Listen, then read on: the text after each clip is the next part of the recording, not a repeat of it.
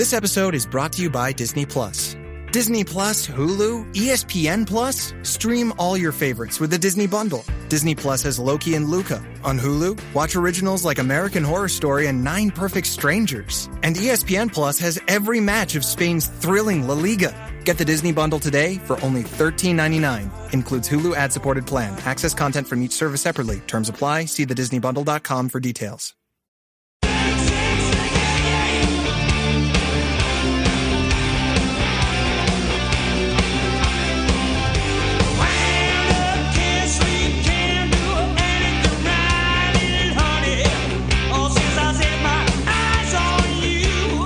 Hour number 2, Jeff Cameron Show, Redemption Thursday edition. Good to be with you. Another step closer to football being played in Tallahassee on Sunday. Doak Campbell Stadium, Bobby Bowden Field. What a night that's going to be, and we are really close now. Excited to be here. Give you my Redemption Thursday wagers momentarily. By the way, find me on Twitter at Jay Cameron Show. No, Daryl, I just saw your question. We've answered plenty of questions today that don't have any money attached to them. I'll continue to do that as usual. Also would note here that Florida State is healthy. Said that. We had a few questions about that before. They're looking like they're going to be in good shape for this game. So you've got everybody on deck, ready to go. I'm ready, man. I saw that list today.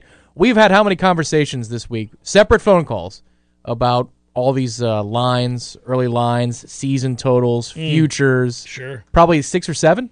Oh, yeah.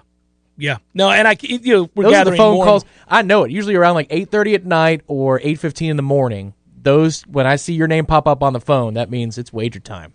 And I like that. Likely wager time, or perhaps a little side note, just a little information being passed on over to you. That's right. That's last night. I was doing a site visit at the Corner Pocket. I had a Libations Fest on Saturday. Site visit, baby. That's right. And there was a phone call, and I said, "Oop, he's on his way to do the Sirius XM show. What does he want to talk about?" And you said, "Did you hear about blah, blah, blah, blah, blah? Because it's going to push that line. You better jump on it, buddy." And I said, "Thank you, sir." Yeah. I did do that. I'm texting right now. And that's what I did. Well, listen, man. You try to help out your brothers.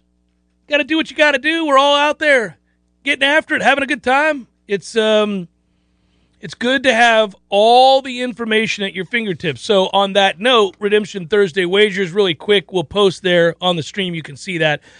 Kentucky versus ULM, I'm going over 54. Louisiana Lafayette and Texas, I'm going under 58. I got Jimbo's Texas A&M Aggies going minus 28.5 against Kent State. Yep. South Alabama minus 1 against Southern Miss. I took NC State minus 19 against USF. I think they'll batter and bruise them. Western Kentucky minus 22 against Tennessee Martin. Eastern Michigan plus 3.5 against UNLV. Going to pull the upset.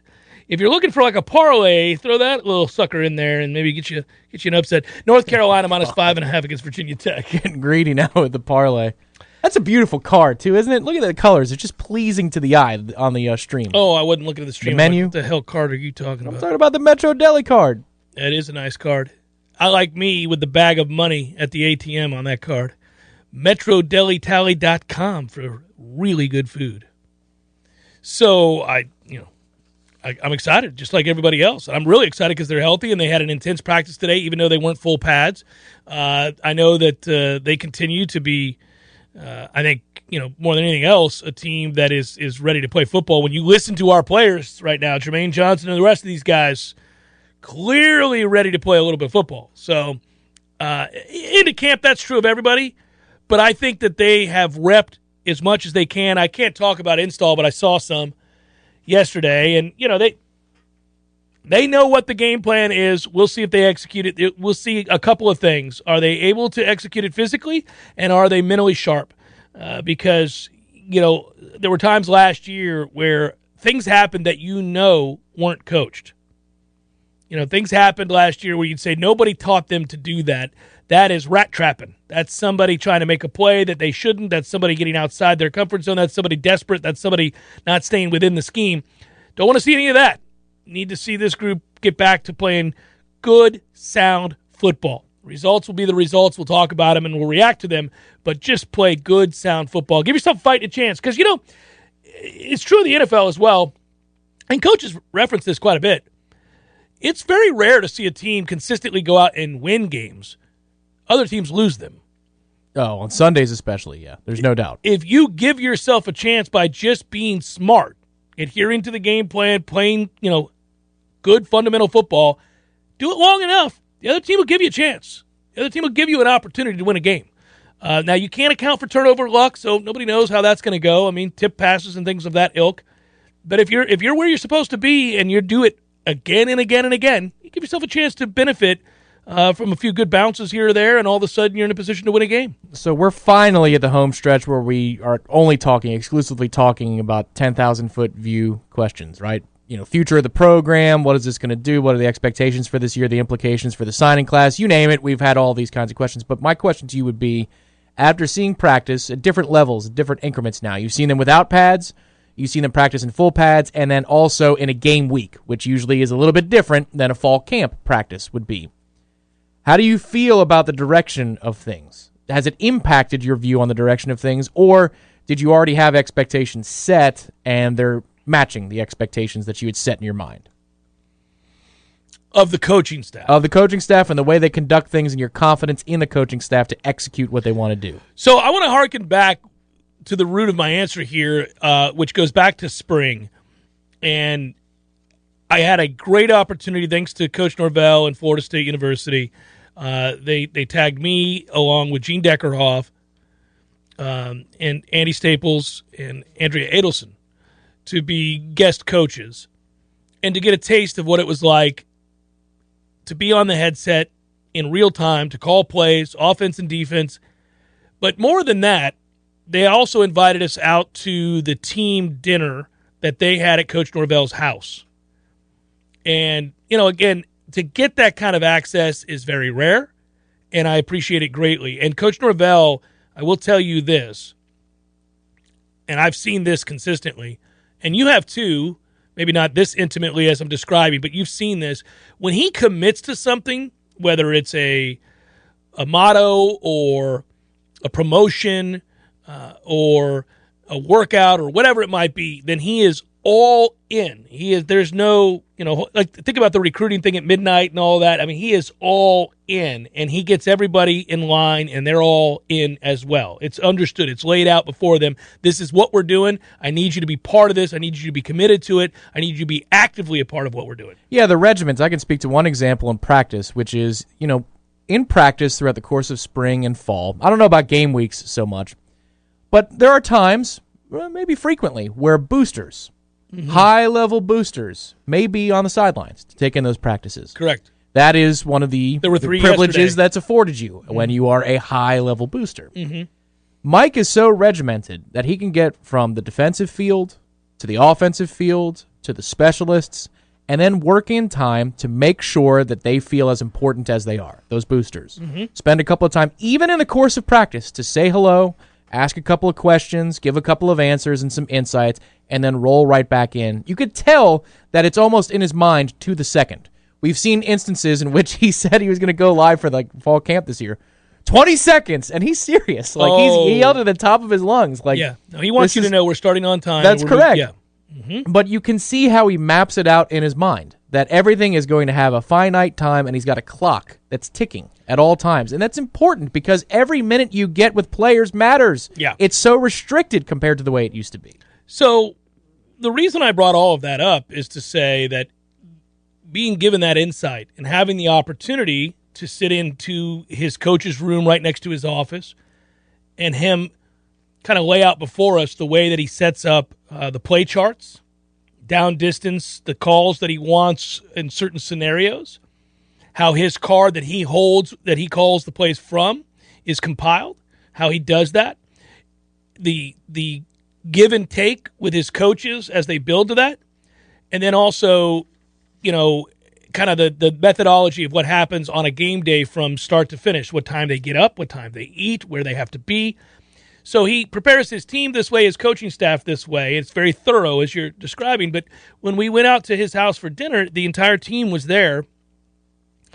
And the first thing that happened that impressed me, and I don't think he would mind me saying this, I don't think it's too much behind the curtain. He addressed that team after they had the opportunity to go through the line. They had it catered, of course. There was somebody providing food.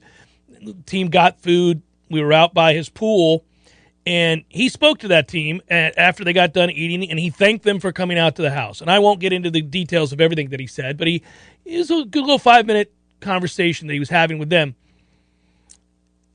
You could tell that he cares very deeply about those kids, and they could tell, more importantly, so much so that they responded at one point while he was talking. And it was awesome to see. There was a real connection, a real bond there. And I thought, okay, I'm going to check the box there. That's not always the case between head coach and team. A head coach has a lot of responsibilities in college football, especially at big-time programs, to the point where players don't always get sort of a feel for who their head coach really is as a man. They know who he is as a coach, but they don't know who he is as a man.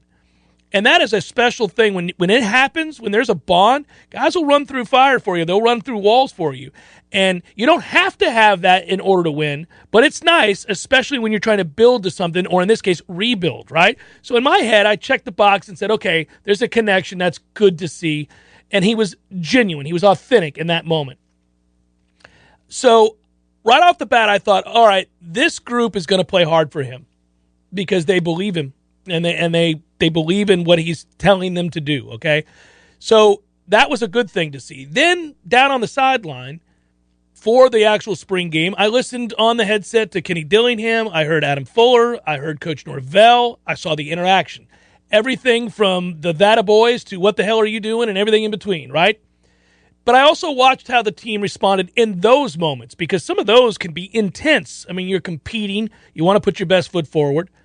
But also, if you make the kinds of mistakes that we saw Tate Rodemaker make, then you know, I mean that it was captured by the videos. You're not giving away trade secrets. Yeah, that was a toughie. I mean, the rage in his face was seen by all. Well, he froze in the moment. It happens, but he just could not get rid of the ball, and they were imploring him to get rid of the ball. And some things were said that you thought, that's a toughie, but that's football, man. I mean, that's nothing compared to some of the stuff that used to go on. And you're like, okay, well, but he handled it well. But also I checked, as with any individual that they had to get on, what happened a few minutes later? What did the other coaches do? What did that coach, the one who's doing the yelling, do? They always circle back. They always circle back and explain themselves. They go back and make sure, you all right?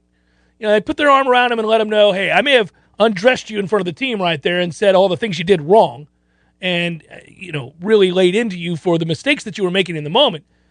But I care about you. This is because I need you to get better, and you're capable of more. And they basically would tell them that. So tough love is what that is. Well, you can also see it in a player's eyes and some sidelines, like, I don't know, the 2010 Florida sidelines. Oh, yeah. Right? No connection there. Right. You could see when something is said to the player in their expression, they shut down internally. Yes. Like, yes. I've turned you off. I don't care what you say. Forget it.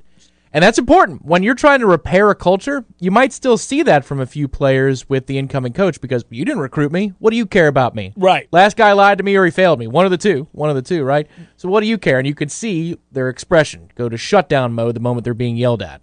That's an important thing to monitor for in practice and monitor for in the spring interactions that you saw. They respond. I mean, not every guy handles it really well in the moment, but almost universally, you see that they do respond eventually. They come around, and the coaches make it a point. And there's consistent messaging from all of the staff.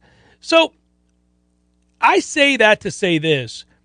That's a sign of a buttoned-up, organized staff with a plan from the head man on down. And leadership determines all of this. You know, I used to just roll my eyes at the idea of people just blindly referencing character and leadership without expressing any succinct sort of answers for those questions, right? Like without saying, well, this is what that means, or this is what this looks like, or this is how this works. But now I know it. You see it. These businesses that are well run, you see organizations that have great leadership from the top down, and how those that are in a role to serve the ultimate CEO, whomever it might be, they carry that message from the top and they pass it on down to each group, each management group and all. And if it's bought into and believed, then you get everybody pulling in the right direction. And, of course, we end up seeing the rising tide, boats rise, all that good stuff, all the successes that we hear about at very successful companies. But it has to be something that is believed in, trusted, and it has to be a plan. It has to be an actual. So I've seen all of that. I've watched how they do that. Now, that's not to say there won't be guys who fail in their duties and their jobs, not from lack of effort and not because they didn't believe. They just didn't do a good enough job, and they'll be replaced. That happens everywhere with every organization.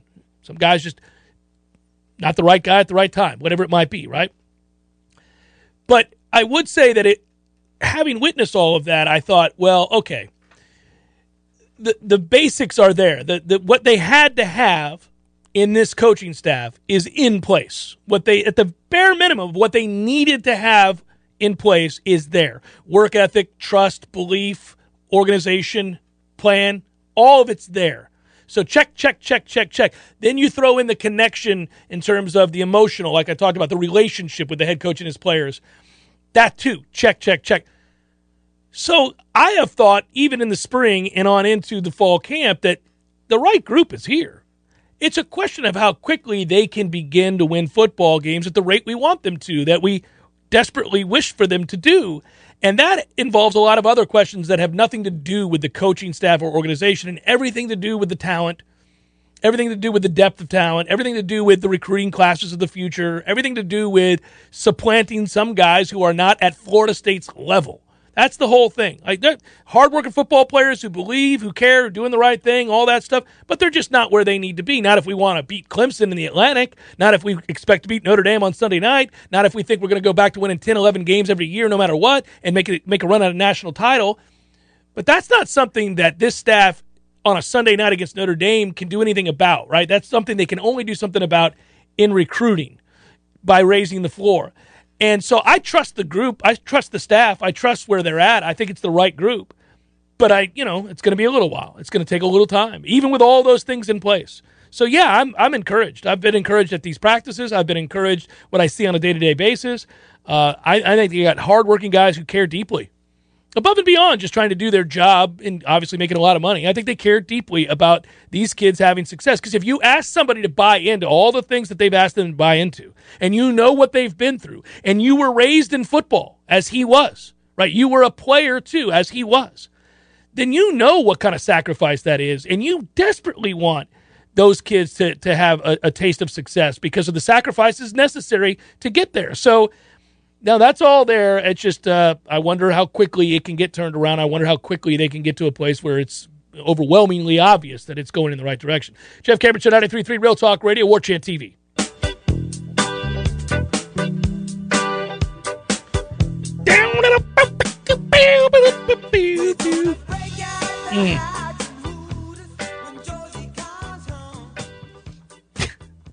I don't know why, Tom, but every time I hear that song or any other Steely Dan song for that matter, I picture you and I in L.A. As we were, but also just like separately this scenario by which we're at a jazz bar at 3 a.m. and we're people watching.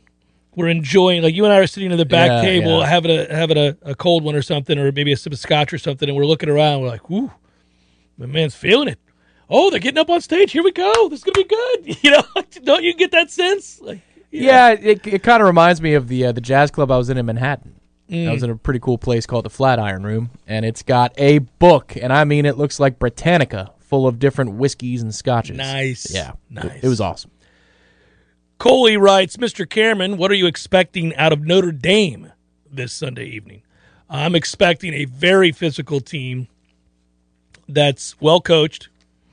I think you're going to see a lot of 12 personnel. That's double tights. I think they're going to run the ball right at Florida State.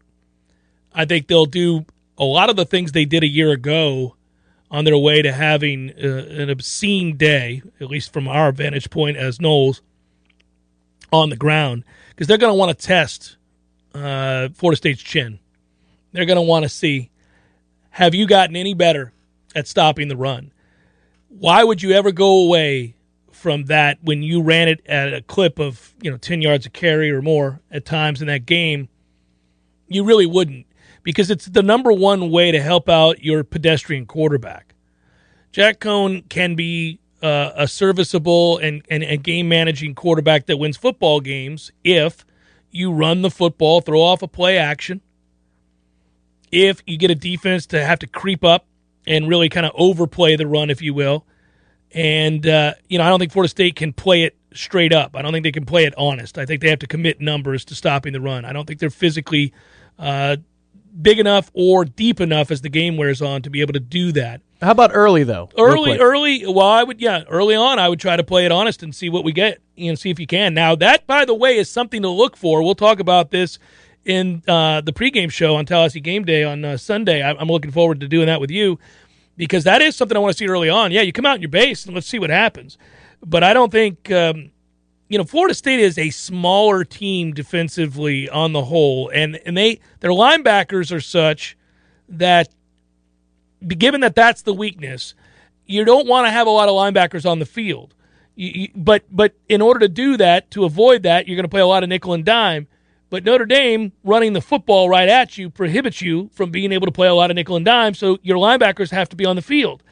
And if they can expose those linebackers by setting you up through the run and knowing that they're physical and then throwing off of that and getting them isolated to where they have to cover, then you get beat. That's the problem. I think teams are going to test that game in and game out. NC State is going to do that as well. Now, we're playing Notre Dame. We'll worry about NC State later on. But they'll come out and try to be very physical and run the ball. And if they're successful, they won't come out of it, and it's going to be a long day at the office.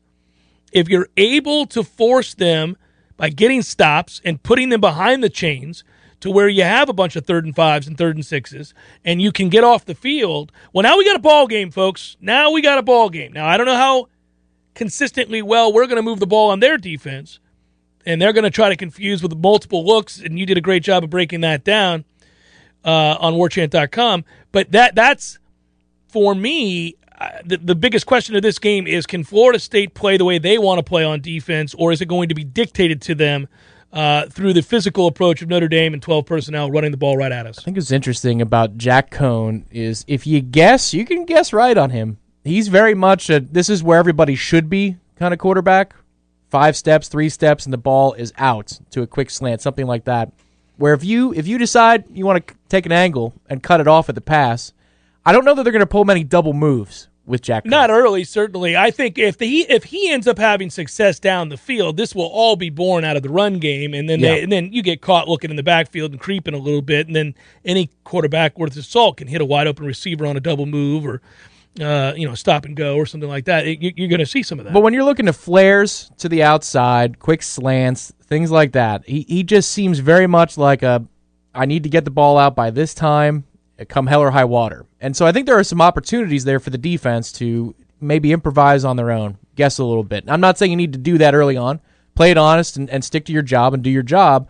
But, when you look at Jordan Travis, what we're worried about is when things are routine, when you're standing in the pocket, can you make the throws? Mm-hmm. Can you deliver the ball where it needs to go? Well, can this line hold up to give you time to do that? Yeah. Because the improvisational side of him is fine. It's better than fine. Well, nobody's got any questions about that, yeah. Right. And Cohn, I think, is the opposite.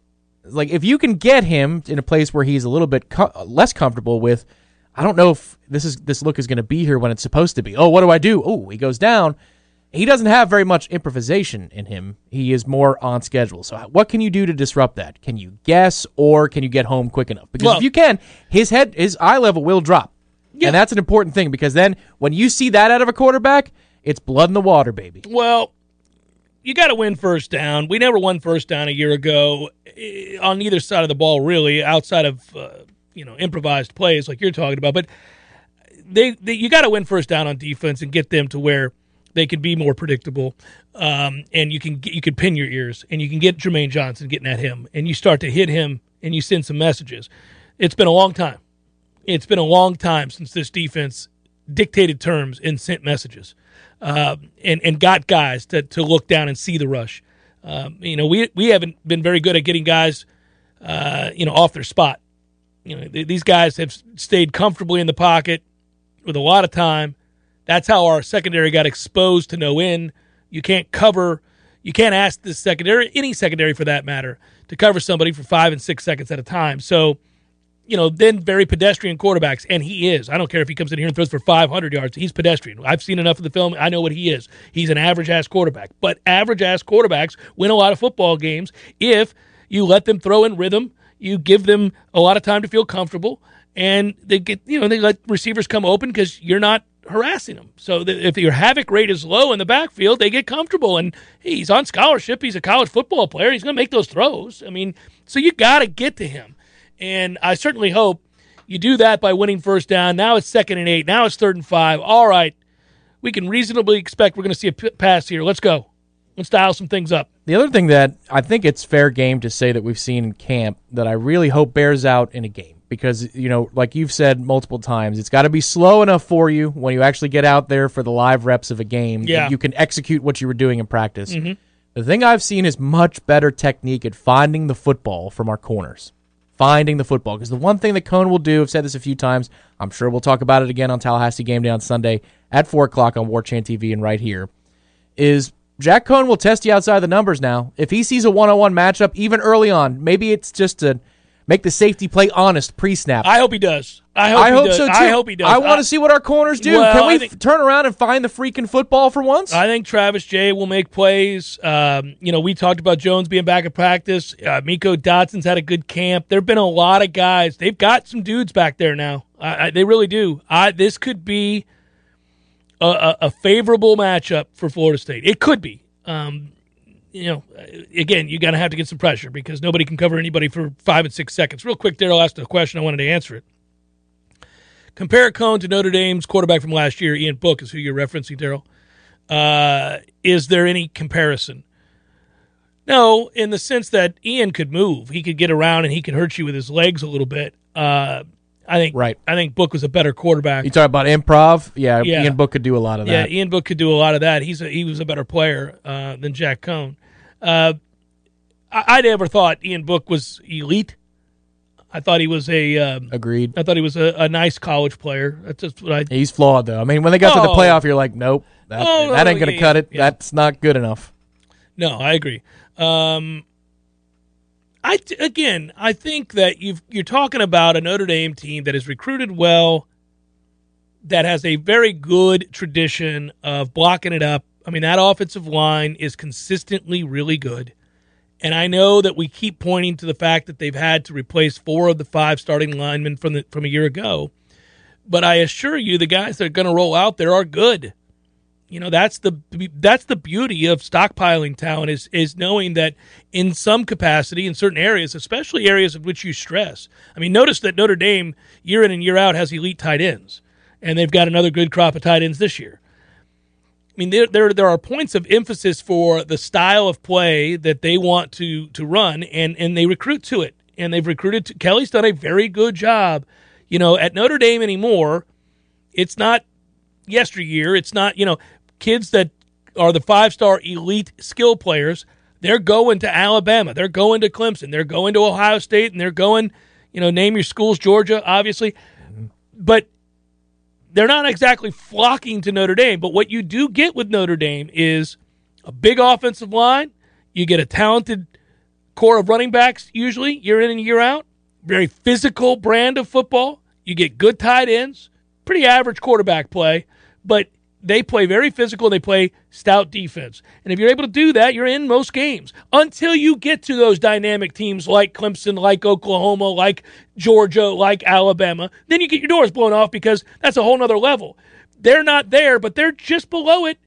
And we're fighting to get back to that because you got to walk before you can run. Now, once you get there, you want to kick down the door, and therein lies the frustration. If you're a Notre Dame fan, you feel like Kelly's done a great job of getting, again, speaking from a Notre Dame standpoint, you would say, well, I know that we're not going to be a laughingstock. I know that Kelly's going to have a good team. I know that we're going to win our fair share of games. We're going to win 8 games every year, maybe 10, maybe 11, who knows.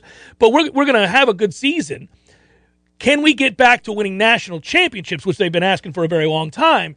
And when they get the opportunity, they're getting crushed. So they get the smack across the face that says, you're not there. You're not there. You're just below. And that probably is frustrating because you wonder, can you ever get fully back to being there amongst that elite group? See, that's where when that's when Florida State is operating at peak efficiency that yes, the answer is a resounding yes. We just saw it. 2013, they were the most talented team in the country. They won the national championship. 2014, they had an undefeated regular season. 2015, they were a 10-win team. When they're operating at peak efficiency, they recruit to the level that Georgia does, that Alabama does, that obviously Ohio State and Clemson do. Notre Dame has yet to do that, but they're a very good team and a well-coached team. So this is going to make you wince. I know it is, as I asked this question, but Florida State did list 3 linebacker positions on the depth chart. Given the matchup against Notre Dame and what Notre Dame wants to do you think there's a percentage of time that 3 linebackers are going to be on the field for Florida State in one play? Yeah, I think if Notre Dame is successfully running the ball with big personnel, you're going to have your backers out there to step up and stop the run. You can't have defensive backs out there, although we have a couple very physical safeties that have some weight to them. And there's the hidden question. Yeah. Green McKnight maybe or Shaheem. Yeah. But think about what you're asking at that point. Again, that's a tough ask, especially out of a freshman in the case of Shaheem. He's a nice player, and he's going to be a real good player. But that's a tough ask physically for him in his first ever game. I mean, geez. Maybe he does it. Who knows? People surprise us sometimes. But remember that first year Jaden Lars-Woodby came up and they asked him to play out of position, and he hit, and he played well, and then it was all downhill from there. Yeah, it sure was. Yeah, he ended up being a tweener and not any good at all. Safety's a weird position, man. It's a tough position. Jeff Cameron Show, 93.3 Real Talk Radio, and War Chant TV returns in a moment.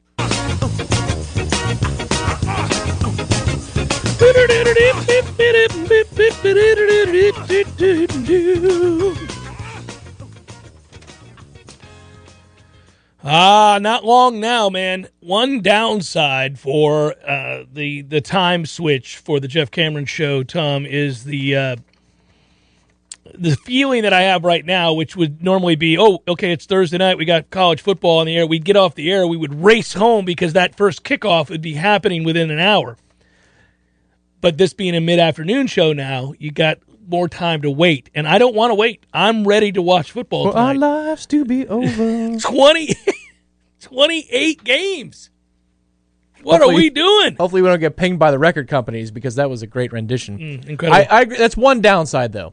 I do kind of like feeling done with the day, at least from the on-air perspective. We've got other stuff we need to do for warchant.com and College Sportsbook, right? But and it's 3:25 in the afternoon. I'm like, I still got time. The day is not done yet. I have more time. It's a good feeling. That part of it is, without question, a good feeling. Kinsey has a question. I have a hard time believing Notre Dame is that much more athletic/talented than we are. Recruiting has been pretty similar with the exception of last year. Hopefully Norvell made up time in the development. Well, yes, but continuity or lack thereof and having a system in place and a way of doing things that has been installed and carried over from season to season impacts the talent that is there in the room and on the fields. And Florida State has had to run off a lot of those recruiting classes. By the way, there have been plenty of guys that are no longer with this team that were part of the recruiting classes you're referencing. And I do know that it's never advisable to have 3 coaching staffs in 4 years. So, or 5 for that matter. So, yeah, that is problematic. I would note one of the recruiting classes under Willie is almost completely gone. It is. That's what I'm saying. There's plenty of guys that aren't anywhere here at all. Like it was almost one full recruiting class, not like spread out over 2 or 3 seasons. Like one of them is just also, just take a look at the draft and see what Notre Dame's done with their offensive line in the NFL and what Florida State's done. What has Florida State done with offensive linemen in the draft lately? Nothing. I was going to say something else, but Big Rod Johnson, and then that's about, a lot of nothing. Yeah. So we could look at all the skill position players we want because they're sexy and they end up making a recruiting class ranking higher. But the truth is, if your linemen suck and theirs don't, I don't care if you've got the fastest crop of wide receivers of all time. You're going to lose at the line of scrimmage. Do ours, though, our 5 offensive linemen suck? I know it's a dangerous question to ask. No, I don't think they suck. Right, but that's improvement. That's a We're lot getting of there. Yeah, they're better. They're not good. We're not to average yet, right? I don't think so. Well, let's is find there out. A chance? Is there a chance to get to average? There is a chance to get to average. That's headline news for JCS fans from the old place of employment. Yeah, because we had a scale. It's frustrating to think about again how long we've been waiting for an offensive line to not be a question mark. Now, fans traditionally blame the offensive line for everything that goes wrong all the time. It is, for me, the position that is most obvious to see when it breaks down. You you don't necessarily know what routes were being called and whether that's on the quarterback or the receiver. You don't know, did they round it instead of cut it off? Did he not come back to the ball?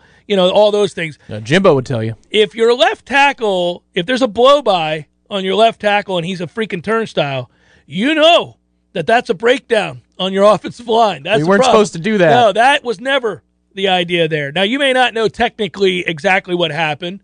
You might not know that the footwork was off, or you might not know what was, what the protection was. But you do know that dude just got beat badly. If there's a bull rush and a guy gets thrown on his ass, physically he just got humiliated, and it led to your backfield being blown up. So fans typically will always point to the offensive line as the biggest problem. Even good offensive lines get yelled at by fan bases who know, intellectually, they've grasped that they have a good offensive line. I guarantee you somewhere at an Alabama bar, when they're watching the Tide, and they know damn well they've got one of the best 3 offensive lines in the country, you'll hear people go, oh, what I wish our offensive line, you know it. That happened in 13. Yeah. With our fan base. Oh, yeah, they would get mad at our offensive line. And were still mad at really Trickett and the offensive line. I was like, yeah. I might agree maybe on the long point, but this year, no. You got to stand down, sir. Stand down, ma'am. Yeah, really, really good. I agree. Jeff and Tom, absolutely love the show. Thanks, Tom. Making my second trip to the Mecca Sunday, first time for a sellout. Big game. Just thank you and go Noles. Well, thank you, Tom. Thanks for listening. Thanks to all of you for listening, and thanks for the support. Really do appreciate it. My man Maverick Helmets LLC, I know who you are, and we've got that helmet. Does anyone know if the buses from the TLC-CC to Doak will be running on Sunday night? I don't think they are. They are not. They are not. They are not. I believe special assistance charters are still running if you need extra help, but the standard, I forget what it was called, like the Knoll Shuttle or something like that. Yeah, no more. I saw a release on that, I think, last month when they announced it. So better start your trek a little bit earlier. Those lots are going to be lit, buddy. That's the one thing, listen, I love the hell out of this job. Yeah. But when you have a pregame show and then you got a postgame show, you can't there isn't a whole lot of tailgating. No, not a lot of tailgating. That's why if we go to Snuggy Hill, maybe it's just, we go there for entertainment purposes. I have to admit I may have been a little aggressive yesterday when I suggested we should set fire to that hill. Some people pointed out that seemed a bit much. Yeah. I got carried away. I was very excited. I was very excited to see, what happens at Stuggy Hill, and I still Who has the kerosene? Come on! Oh man, I do. I have. I think I told you I've never been to a game at Wake Forest. Really? I've never been to a game at Wake Forest. No, every year when I had opportunities to go and cover it, I'd go, nah, I'm good. Don't need to go to Wake Forest. Tiny ass little school. No, I'm good. If you went in 2013, you would have seen the only missed kick from Roberto Aguayo all season long.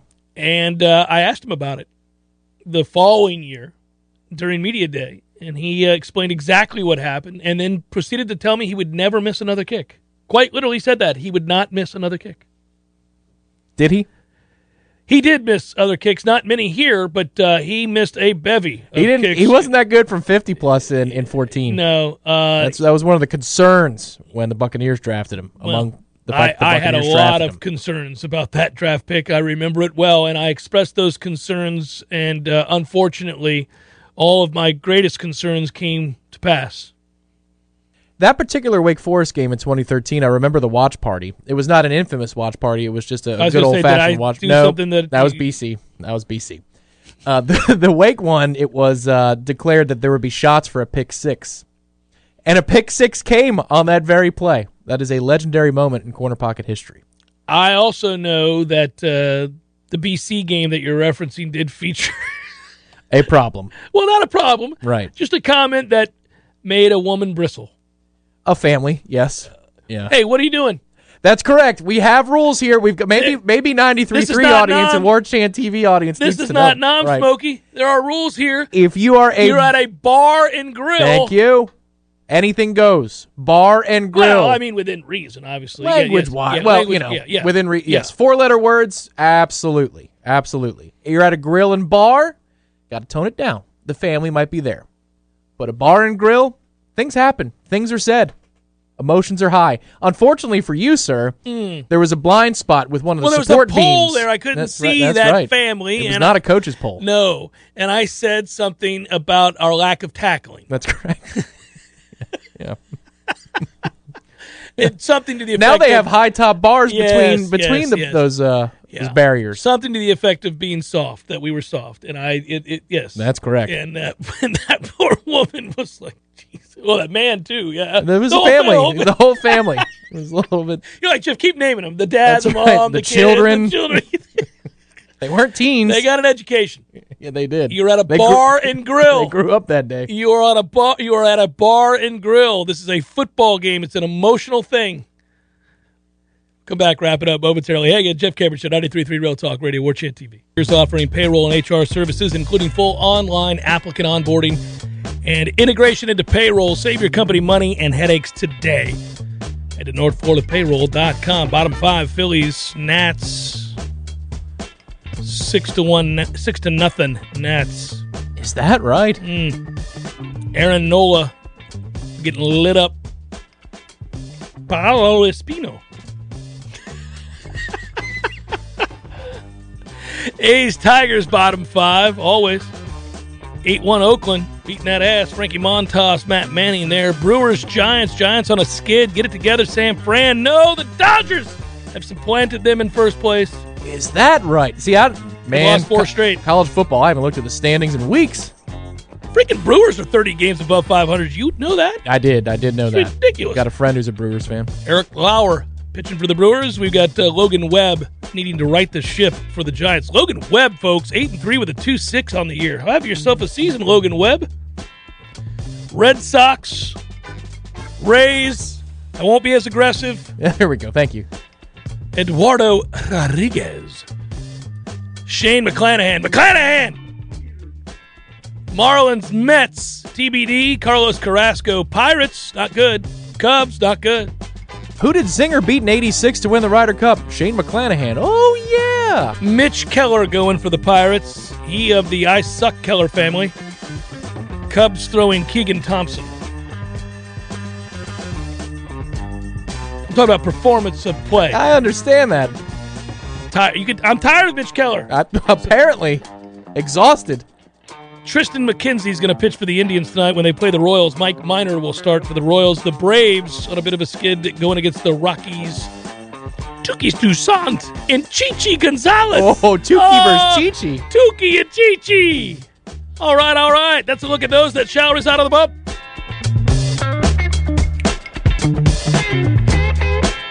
Have I told you about my friends from T-Spark Enterprises?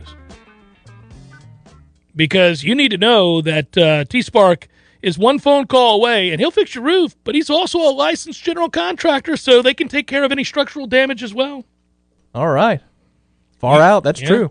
They got you covered. Peace of mind, man. When you buy a house, you don't have it. You need people you can trust, and that's at the top of my list of people I got stuff I got to do at my house, and I don't want to be reminded of it now. I'm just going to be watching football tonight, and I'm going to let those responsibilities.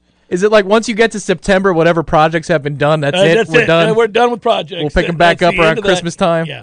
Well, my wife this week scheduled so many appointments for the kids. One was at Birch Orthodontics, and there have been others, haircuts and the like, and doctor's appointments and all this other stuff. And I'm like, hey, what are you doing?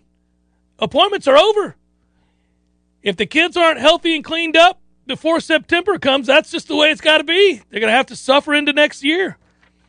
Maybe in February we'll get around to it after the Super Bowl, but... you run a tight ship. I like that. What are we doing?